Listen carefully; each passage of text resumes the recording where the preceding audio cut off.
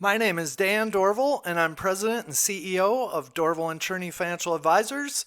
I am an independent certified financial planner and author of my book, Financial Success for the Rest of Us, Reality-Based Financial Planning for Mainstream America.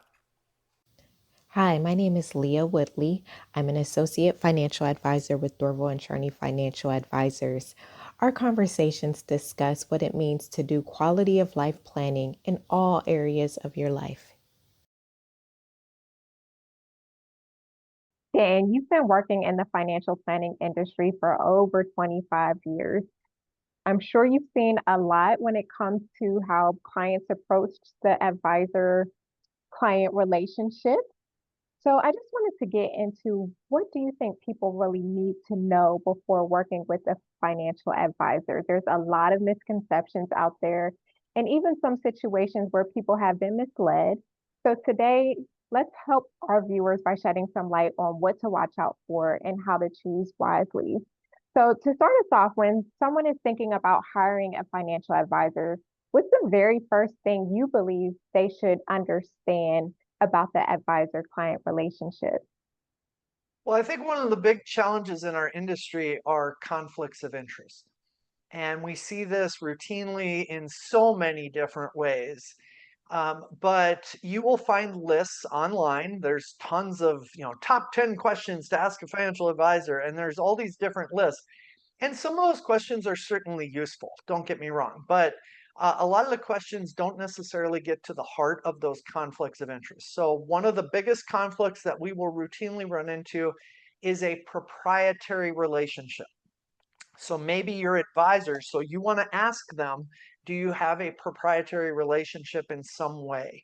And that might mean that they work for an insurance company and they sell insurance products from that particular company. It might mean that you're going to have your investments in a brokerage account with that particular firm, and only that firm, you're actually a client of the firm, not the advisor. And only people who work with that firm can access those investments as far as giving you advice and planning. And so conflicts of interest usually increase costs for most people, but they provide a really bad incentive for the advisor to do things that may or may not be appropriate for your situation. So that's one of the biggest, most important things I would say people should look for. Now, other conflicts of interest include maybe how an advisor gets paid. So within our world, there's lots and lots of debate about fees, how advisors are compensated. The first and most important thing there is you need to understand how your advisor is being compensated. And you have every right to question, hey, how am I going to be paying you? So there are lots of people who sell, again, maybe insurance products where their compensation is completely built into the costs associated with the product, and they say it's free, and it's not. And there's a lot of potential compensation to the advisor, and it might result in you being locked into a contract that maybe is not in your best interest. The advisor gets paid. If you find out and maybe you're upset down the road, he's already been compensated. And so you want to be very aware of how an advisor is compensated. Now, typically, a lot of independent advisors like us, so we are completely independent advisors, we do not have any proprietary conflicts of interest. We are going to disclose that compensation to you ahead of time, and you're going to be aware of exactly how we receive that compensation. We need to be transparent. So I think those conflicts are some of the most important for people to understand. I know sometimes we have clients who come in under our group program who may have an advisor. And that is one question that you do ask all the time. And oftentimes people don't know how they are compensating their advisor. So I'm glad that you brought that up.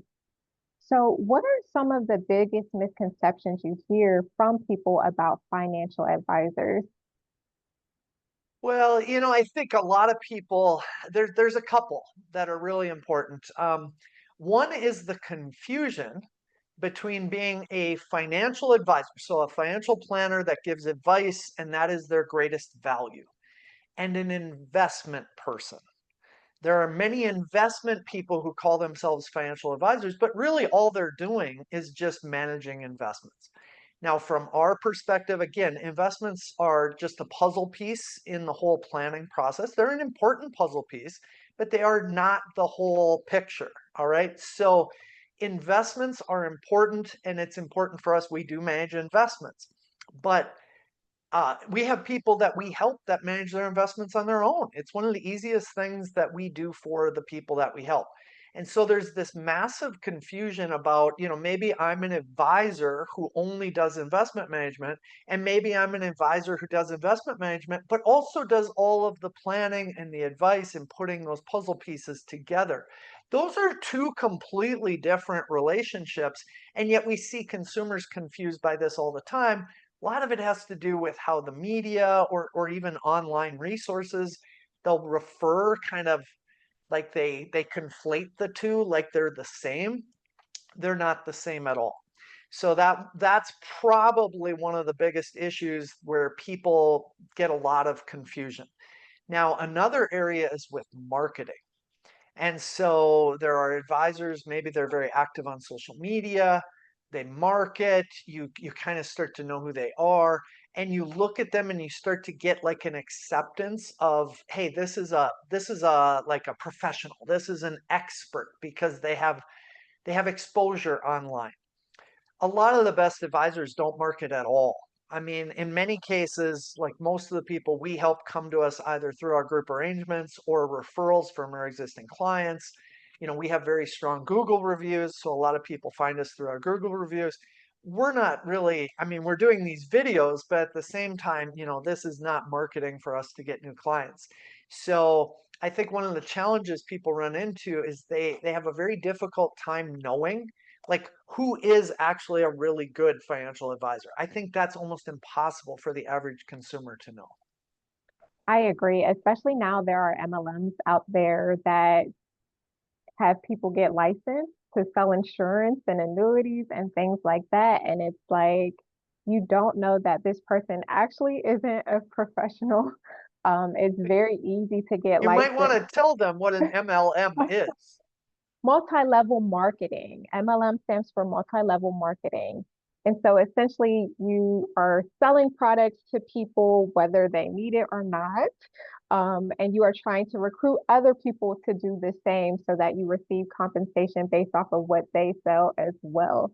And it just becomes, it's definitely a major conflict of interest. People are really just trying to sell you products so that they can get a commission. And these people don't have a full picture about you. They are not financial professionals. They've not been trained in financial planning. Financial planning entails a lot of different components. And so they take this test that they can study for 2 weeks, get their insurance license, and now they put themselves out there as a licensed financial professional. So you do want to be aware of those traps. So now that we've cleared up some misconceptions, what qualities or credentials should people look for in a financial advisor?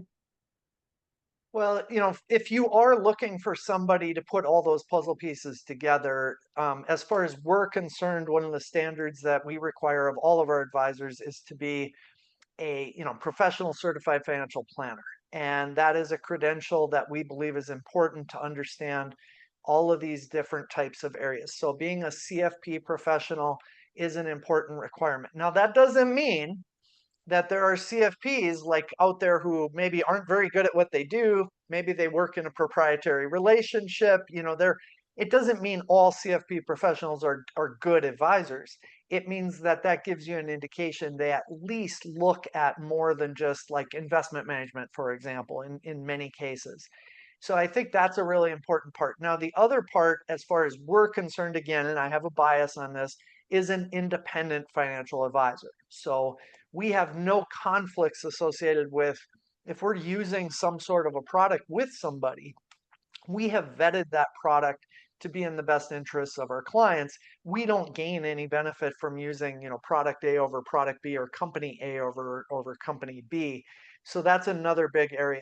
Now, one of the things I just ran into this week is a major conflict of interest where, we help a lot of union people and we're paid through the Minnesota Nurses Association to be able to help the nurses that we help. So they're paying us to be available to help their members. That is a fiduciary level relationship where we have to do what's in the best interest of those members. I ran into one this week where I was helping a nurse married to a teacher, and the teacher is part of the education union. And that union, he had found his financial advisor through his union. The advisor, it turns out, is paying the union to market through their members and get new clients. So the union has effectively monetized their membership. And that is something that I consider a major no-no. Like, this is an ethical issue that concerns me a lot. So again, this particular person, he had no idea. And as a teacher, he trusted his union. He thought that they were vetting the advisor, which they probably did do some vetting. But he thought that these advisors were people that, were meant to be professionals in the niche of teachers. And yet at the same time, all it was a marketing relationship where they were paying the union. So, and he said none of that was presented to him that way. And sure, there are disclosures that we were able to find, but at the same time, a disclosure is not really what most people want to base their relationship on. Wow. Wow, that's disheartening. And a lot of people can get taken advantage of because of that. Wow.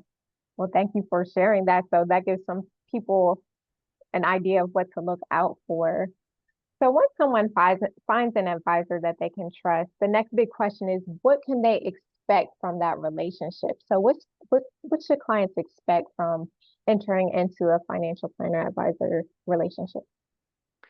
Well, I think this is another area of confusion because a lot of people, again, kind of that whole investment manager versus financial planner, what a lot of people think is, oh, my advisor should be reaching out to me all the time with like market updates and things like that. And they might expect a quarterly review or something along those lines. And in our case, when we're doing financial planning and advice, we tell people that we really need to meet when they experience a life change.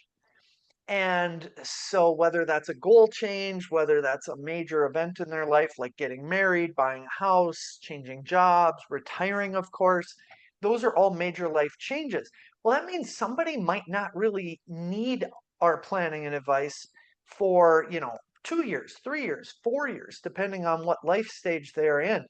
So I think the most important thing is your advisor is responsive because you are the only one that knows when you've experienced a life change. Your advisor does not automatically know that.